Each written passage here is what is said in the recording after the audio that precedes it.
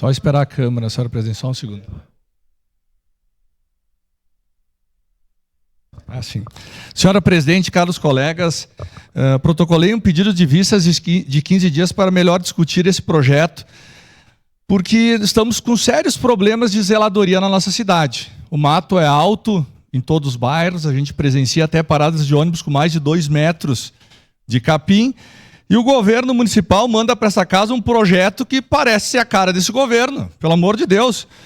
Os terrenos baldios da cidade, no Código de Postura, estabelece que o mato não pode passar de 50 centímetros. Isso aí mantém a zeladoria da cidade harmoniosa. No máximo 50 centímetros, senão é multado. Agora a prefeitura manda um projeto aumentando esse tamanho para 1,20 m dos terrenos baldios. É de responsabilidade do proprietário do terreno manter o capim alto. Agora a gente quer deixar...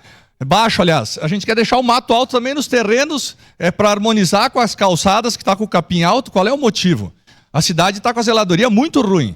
Nós temos que manter a ordem, o capim baixo, toda a cidade limpa, harmoniosa, não aumentar a altura do capim nos terrenos baldios. Isso traz insegurança na cidade, porque as pessoas transitam à beira desses terrenos baldios. Então o mato alto é essencial para dar segurança, para tornar a cidade mais limpa, evitar que drogados... Mato baixo.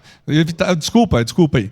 Manter o mato baixo para evitar que drogados se escondam no mato, que pessoas façam outras coisas, assaltem pessoas por ter o mato alto. Então, esse projeto, acho que o governo se enganou em mandar para a Câmara pedindo para aumentar a altura que possa ser permitida nos terrenos baldios. Muito obrigado.